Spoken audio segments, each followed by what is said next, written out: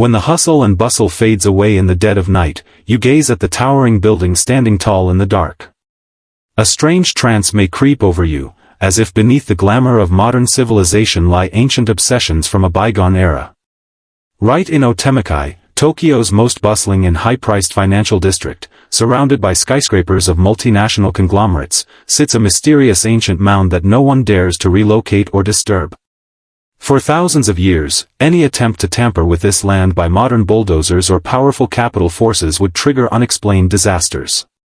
Even today, financial giants across the country hold devout rituals here every year. This is no absurd ghost story. It is an immortal ode left behind by a great warrior, counted among Japan's 3 great vengeful spirits, who once stood firm in the heart of a modern metropolis. Tonight, let us gather around the flickering fire and delve into his life with this soothing tale. The hero trapped between dramatic twists of fate and age-old mysteries is Taira no Masakado. This is a story of rebellion against authority and tangled destinies rooted in the land. People know well his bold uprising to proclaim himself the new emperor across the Bando Plains, and the legend of his severed head, displayed in Kyoto after his death, flying all the way back to his hometown in the dead of night. Yet few truly understand that behind the fierce reputation as a warrior of chaos and tragedy, he was in fact a quiet, reserved man with a stern face, spending most of his life in solitude. Now relax your body and steady your breath to the rhythm of the fire. We are about to step back to a pivotal moment, when the strings of fate began to fray and the struggle between a remarkable man and his era unfolded. In the late autumn of 935, a cold, heavy haze hung over the Kanto plains. Withered grass swayed in the dim twilight across the desolate wilderness. In those days, Taira no Masakado, then in his 30s, sat alone in the dim side hall of a simple residence. Thick fog shrouded the night sky outside, and his face remained calm, revealing no trace of emotion. Days earlier, his paternal uncle Taira no Kunika, entangled in disputes over territory and political marriages, had allied with local warlords and launched a brutal surprise attack on Masakado's newly built and vulnerable manor. It was the mid-Heian period. The noble families of Kyoto indulged in music, dance and elegant poetry, dismissing the distant eastern provinces as wild lands.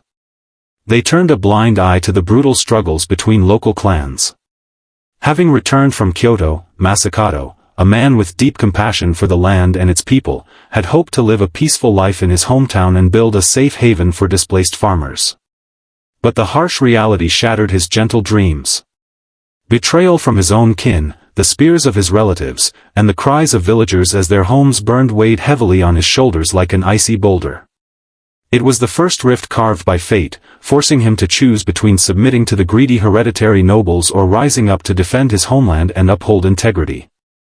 Late at night, staring at the charred earth outside, Masakado gently ran his fingers over the rough folds of his armor. He did not send letters to the imperial court in Kyoto to beg for mediation, nor did he pour out his anger on paper. Instead, he faced the uncertain future with gentle yet unyielding resolve. He knew the rules of the world would never protect those who shed blood for their land. He had to pick up his spear and stand firm, building an unbreakable spiritual sanctuary for all those trapped in anxiety and despair. The rebellion of Bando broke out, and Taira no Masakado's extraordinary military talent and charisma shook the decaying core of the Heian court. Unlike other warriors who curried favor with nobles for fame and fortune, he voiced the grievances of farmers and low-ranking samurai burdened by heavy taxes, pushing the imperial court to the edge of panic. After defeating several allied clans one after another, Masakado made an unprecedented move on a stormy night in 939, when torrential rain swept across the land. Craving divine revelation, he proclaimed himself the new emperor, vowing to establish a new empire on the soil of Bando, free from the corrupt rule of Kyoto nobles. This choice restored his dignity, yet it came at an immense cost. The imperial court spared no effort to subdue this formidable rebel. To the nobles in Kyoto, Masakado was no longer just a rebellious samurai, but a threat to their eternal reign that had to be eliminated at all costs. Secret curses and manhunts were issued. The court incited his allies to betray him, and even turned his most trusted cousin Taira no Satomori against him, launching a fatal covert attack. Many talented people lost their ideals and became tools of the powerful amid such conflicts. But Masakado, reserved in appearance, was as firm and unyielding as ancient ice. He rejected the court's offers of amnesty, well aware that the noble's empty words were nothing but temporary tactics. Staking his future and the fate of his followers, he resisted immense pressure and fought relentlessly to defend the dignity of the people of eastern Japan. The early spring of 940 brought the harshest winter to Masakado's ambition of founding a new realm, and he was caught in an inner struggle against being forgotten by time.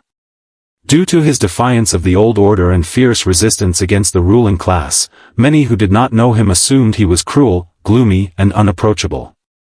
Later records even distorted his deeds, portraying him as a reckless tyrant obsessed with power. In truth, Masakado's heart was as pure and solitary as a hermit living in seclusion. His life was plain and simple. Aside from managing his territory and protecting his people, he rarely took part in meaningless social gatherings. The tender companionship he once had, often talked about by later generations, was no luxurious political marriage. It was the only warmth that sustained him amid the darkest days. The contrast between his quiet, introverted nature and his bold, rebellious actions makes his life a thought-provoking paradox. He stood up against injustice because he cherished sincerity and the dignity of ordinary people from the bottom of his heart. He was no cold onlooker. He endured oppression and despair alongside the vulnerable, and passed down an enduring spirit of righteousness, a true romantic at heart. As the war dragged on and the winter snow melted away, prolonged fighting and shortages of supplies took a toll on his health. Severe headaches and recurring fevers plagued him constantly. Still, he stood steadfast like a silent stone statue.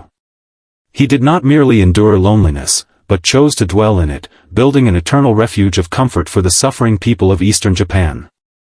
On a snowy day in February 940, fierce winds howled across the fields of Shimo. Thick fog filled the valleys, trapping his last 400 loyal warriors in the muddy ground. Thousands of imperial troops had surrounded them from all directions. Plagued by serious injuries and deserted by many followers, Masakado leaned heavily on his horse, his wrists too sore to even hold a wooden arrow steady.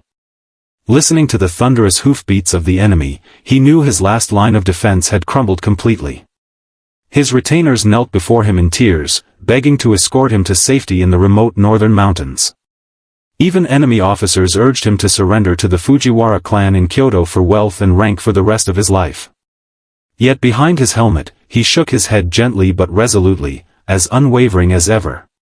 He tidied his battle garment stained with blood and sweat, then rode straight toward the fiercest battlefield.